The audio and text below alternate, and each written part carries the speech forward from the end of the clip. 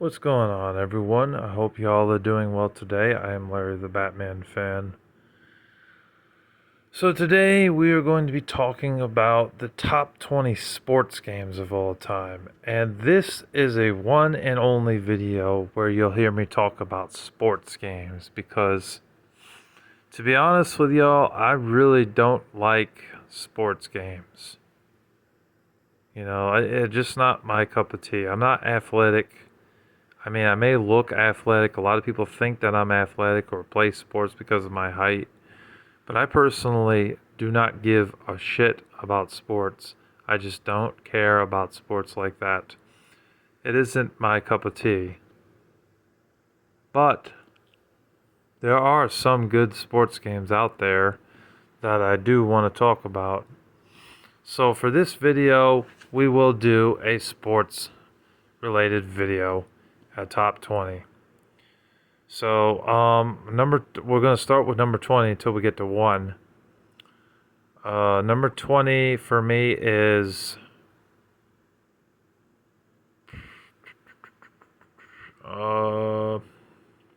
and this is going all the way back to the Atari. Like it could be Atari or it could be all the way up to like the newer stuff, the PlayStation 5, the Xbox Series X, or Nintendo Switch 2. Well, I haven't played Nintendo Switch 2, so we'll say Nintendo Switch. I'd say number 20 has to be Skate or Die for NES. The game seems okay. From what I played, I did have some fun playing that game. I didn't think it was utter crap like some people think. It seems like a decent skateboarding game. There's some fun that could be had with it. I really like that part in the Skate or Die game where you go up the ramp, you do tricks, and then you go back down, you try not to fall, and then you go back up, you gain your momentum, you go back up, and do more tricks. I thought that was fun in the game. That had me playing that for like a good 20 minutes because that was like the best part of the game. There was a race level where you're also trying to race against another skateboarder. That was not as fun. You also do get to build up like stats and stuff, like upgrade your skateboard and things like that. Little things that you can get to build you up so that way you do better in the competitions and stuff. I thought it was a decent game overall. Number 19 is Skate or Die 2. Slightly better than the first one, but still the same premise. You're skating around, you collect stuff, and there's competitions in the game that you do to try and progress, and you got to beat the other players. Yeah, it was a good game. They were both pretty good games overall, made by Ultra Games, and they did a decent job with those two NES games overall. Number 18 is Mario Golf on the N64. That's a good golf game. It's a lot of fun to play. You can have up to 4 players playing golf for the N64. You play as Mario, Yoshi, Peach, Luigi, Donkey Kong, Wario was in the game, and Toad and Bowser.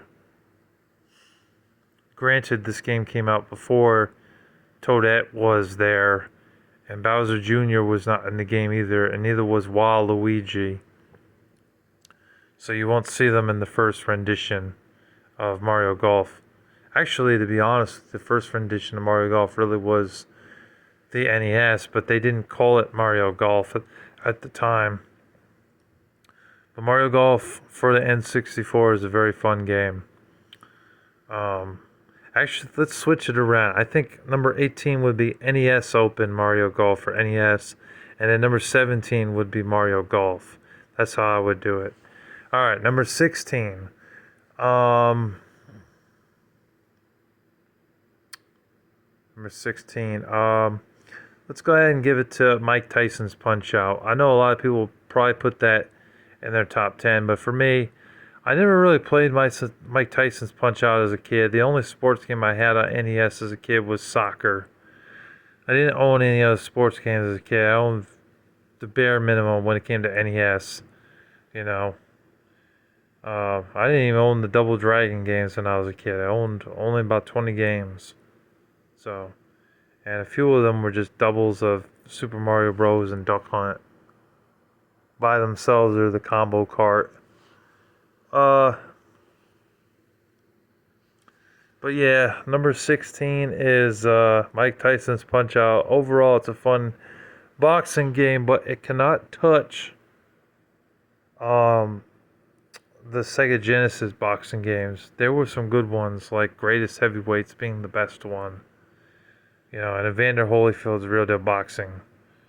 Much better games overall.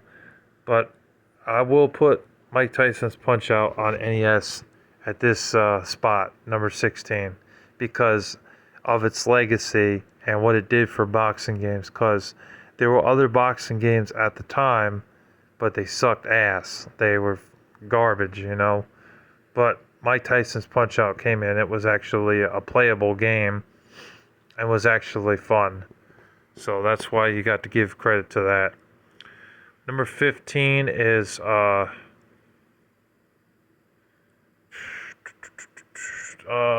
number 15 is Jordan versus Bird for NES. It's a decent sports game, decent basketball game. It plays okay overall.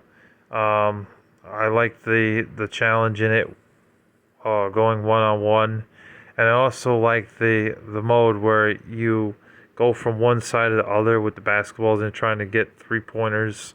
I forget what they call that game, but that was in the game. That was a nice touch for an NES game. Number 14 is NFL Quarterback Club 99. That is a decent football game. I played on N64 when I was younger, so I have some nostalgia for that game. It was actually really fun. It's a shame that Madden took over and there's barely any other football games besides Madden, because Madden sucks to me. Madden's the same crap every year. The only difference is that with Madden, they do update the graphics. So that's really the only difference in my opinion in Madden. But I think NFL Quarterback Club was a decent football game. It was better than Madden, you know. But going back to it now, I probably would suck at it. I probably wouldn't do very well. And plus, I'm not really into sports games. But, for the sake of this video, it is about sports games. So that's number 14, I believe I said. Number 13 is NBA Showdown, or not Showdown, NBA Showtime on NBC. It's a basketball game on the N64. It was also available on Sega Dreamcast and PlayStation 1. And it is a really fun game. It's a blast to play. It plays very similar to NBA Jam, and it is a fun game overall. He's on fire! Boom shakalaka! From downtown. It had the same type of gameplay, arcadiness to it, as NBA Jam and NBA Jam Tournament Edition on Sega Genesis and Super Nintendo. Now we move on to number 11. NBA Jam and NBA Jam Tournament Edition. I know I just talked about it, but they're excellent games. They're very fun basketball games that you should check out if you have a Sega Genesis or a Super Nintendo. They're on both games. They're both a lot of fun. And they're dirt cheap too. Both games you could get loose cart for about $5 to $7. I mean, you have no excuse for a good basketball game. You can get both of them for about $15. That's really cheap, and they're worth your time and your money because they're easy to pick up and play, and they're fun basketball games. Number 10 is Mario Tennis. Mario Tennis is a very fun tennis game. Actually, I put Mario Power Tennis up there over Mario Tennis. So we're going with the Mario Power Tennis that was on the Nintendo Wii, but it was also available on the Nintendo GameCube as well, so it's on both. That's a very fun game. Basically, up the ante and the funness of it. The power ups are better in the game. There's more characters than the first game. It's easy to pick up and play. It's a blast for a sports game. I also do like Mario Tennis on the N64. It's also a good game, but I think that Mario Power Tennis is overall the better game for a sequel. I'm surprised they didn't call it Mario Power or Mario Tennis 2 or something, but I digress. It was a good game. Number 9 is SmackDown vs. Raw 2008. I think this is a really fun wrestling game overall. I think it was the first wrestling game that you could go back to these days and actually play and not have these weird controls. Going back to the original SmackDown vs. Raw, SmackDown vs. Raw 2006 and 2007, they are still fun games, but the controls are weird. They don't, they have a weird functionality to them. They just don't seem like they play as well. If you played the SmackDown versus Raw games, you would know what I'm talking about. So the first one that actually feels like you're actually playing an arcade style wrestling game where it's playable and not like some weird funky controls and how you move the character around is SmackDown vs. Raw 2008. They had a crazy roster in there, probably over 60 different wrestlers between the men and the women, and some of them were unlockable. And there was so many matches in that game. Like, you had a steel cage match, you had a falls count everywhere match, you had a regular match, you had a no disqualification match, you had a Hell in a Cell match, you had a ladder match, a Money in the Bank match, TLC match. Just so many matches in the game. And it was fun. It was very playable. You know, you could play against a computer, or 2 or 3 computers, that is. Or you could play against a friend. And it was just a really good wrestling game. It's a shame that WWE has broken away from the arcade-style wrestling gameplay, gone for a more realistic style of gameplay, because I really don't care for the WWE 2K games as much. They're not as fun as the SmackDown vs. Raw games because they were more arcadey. But that's a really good game, and I definitely recommend it for number 9. Number 8 is Tony Hawk's Pro Skater 4 and Tony Hawk's Pro Skater 3. Honestly, both games are interchangeable for PS2. They're also available on GameCube and Xbox, original Xbox. The Tony Hawk franchise up to American Wasteland was fun.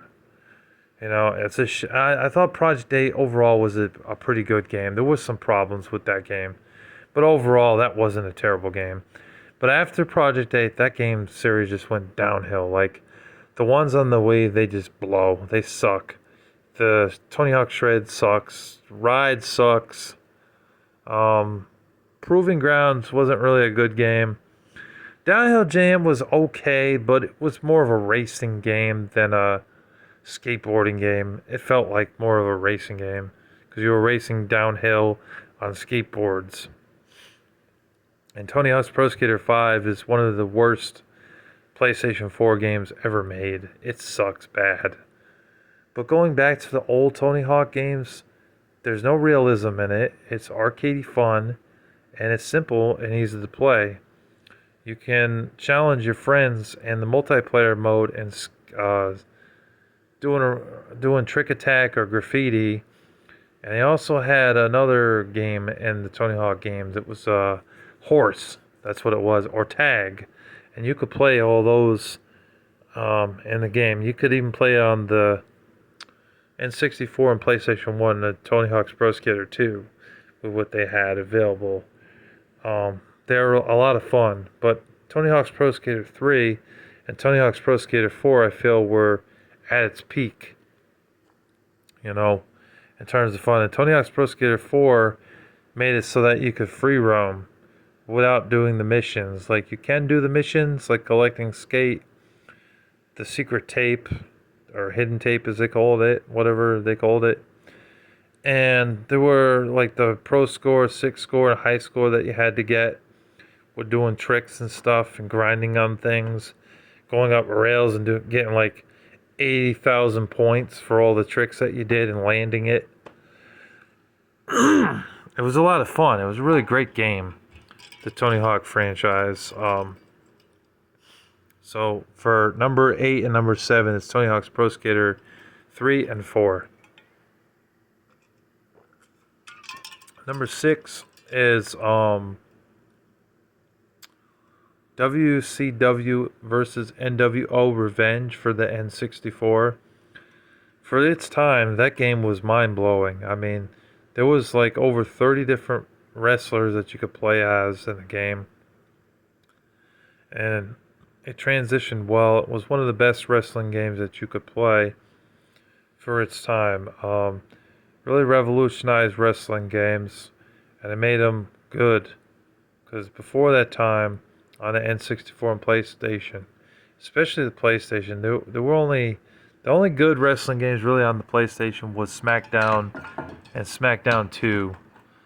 The other wrestling games that PlayStation put out were garbage. And Warzone was also decent too. But on the N64, you had a lot of good wrestling games on there. And WCW versus NWO Revenge was a great game. Number 5 is, or did it say number 5? No, I don't think I did number 5. Sorry if I messed up the count. Let's see, what would number 5 be?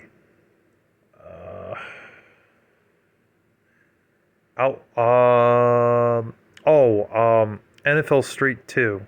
NFL Street 2 was a really good football game. It was really fun, easy to play. There were 3 or 4 NFL Street games.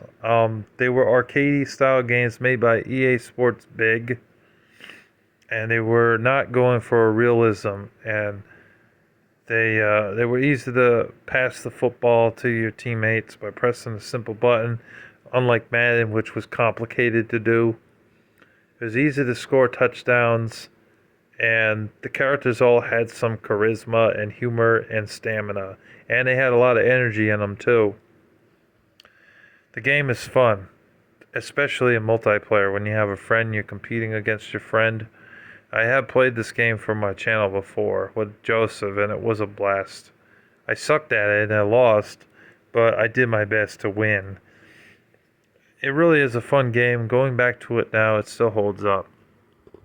The third and first game are good, but I just feel like the second one was at its peak.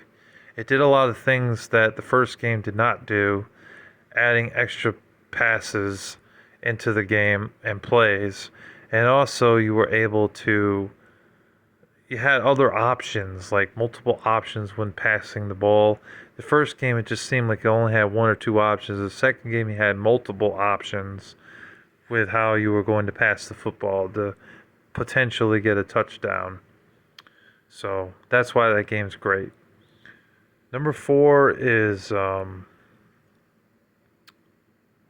Mario Strikers Charged. Mario Strikers 2 Charged.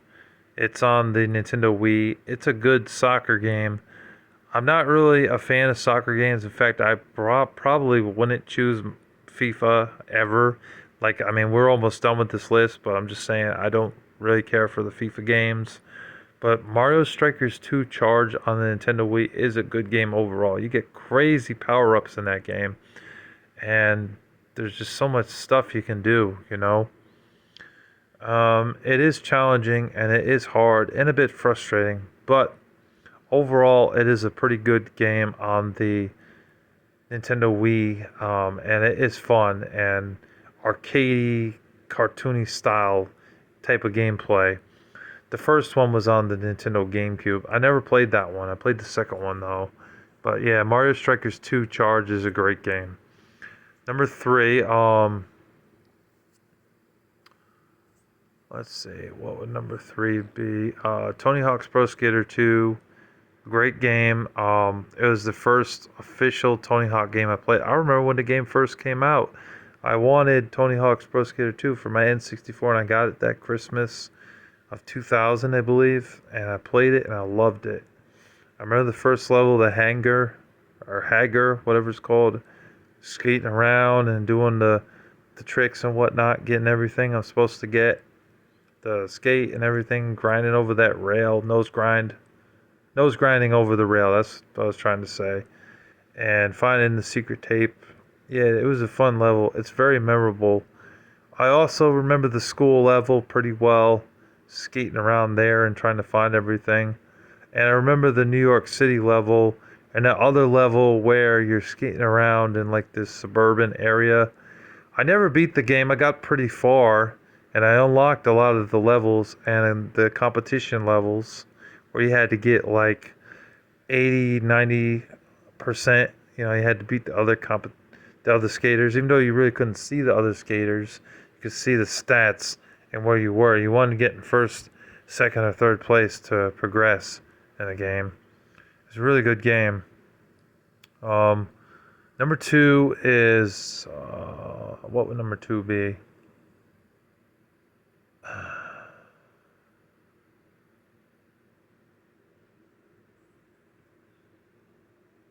I guess I would go with NBA Street Volume 3.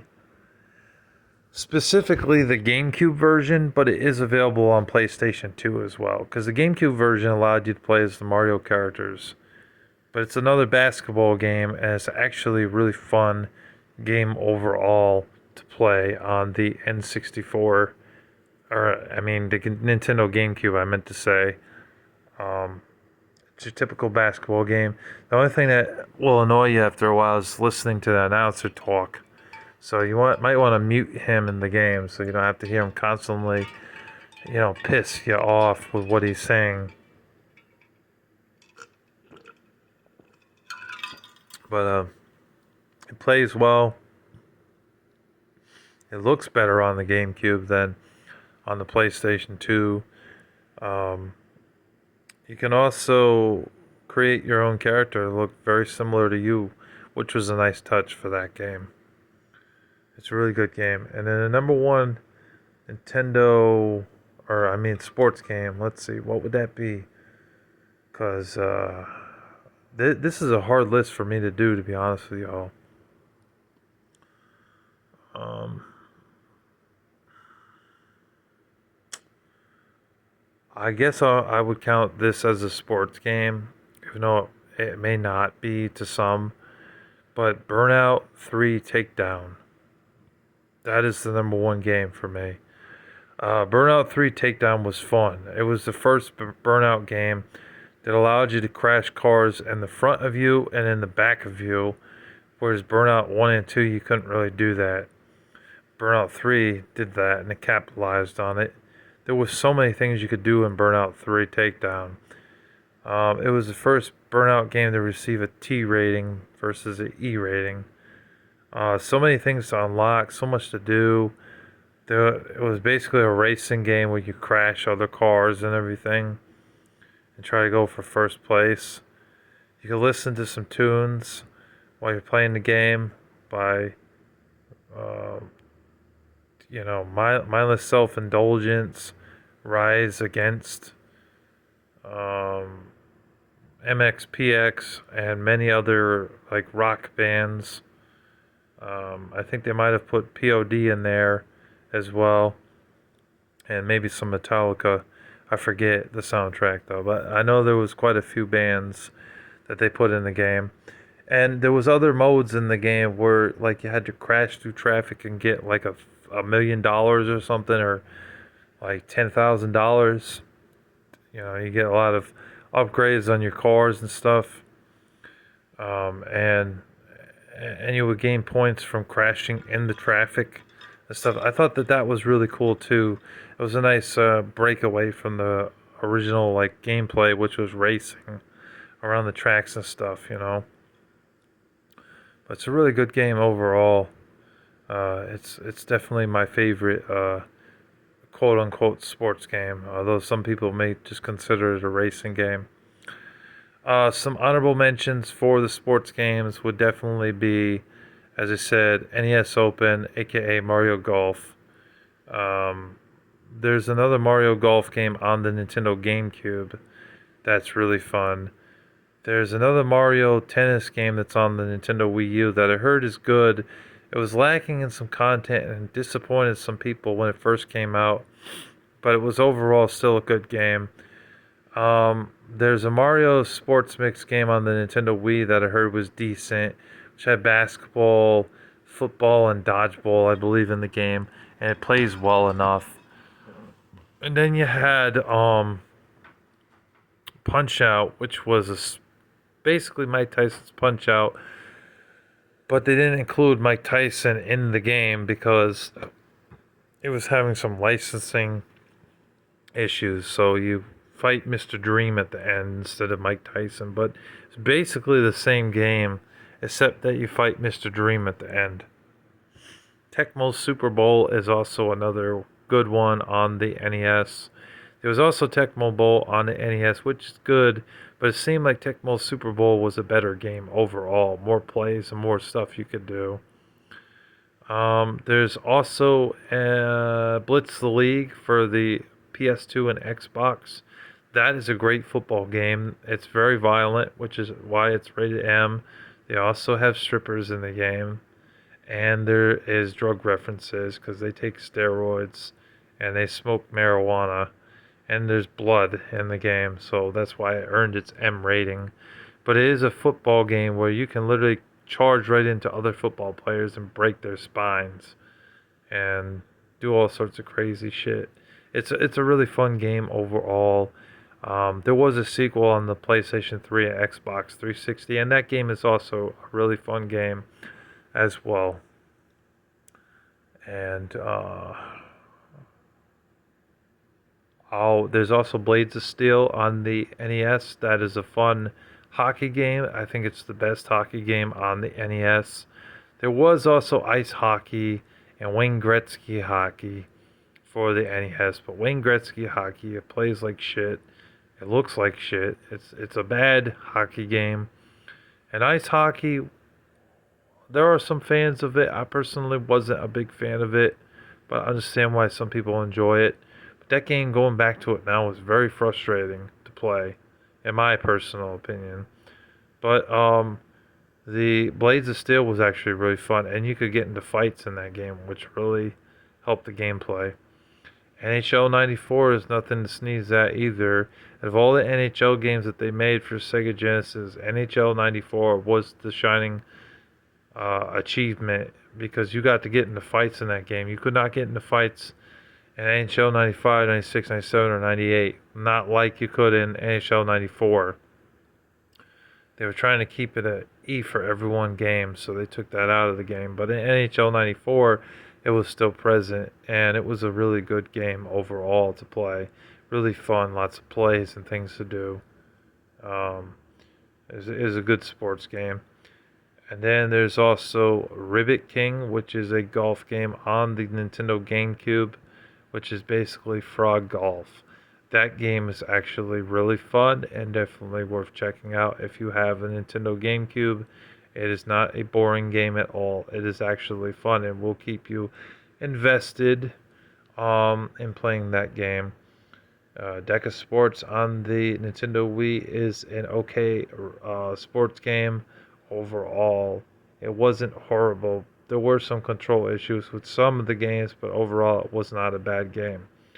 Wii Sports and Wii Sports Resort on the Nintendo Wii were among some of the best sports games on the Nintendo Wii, and they packaged and sold the original Wii Sports with the Nintendo Wii when you first purchased it, which was a nice touch for Nintendo to get people interested in some of the games that they had.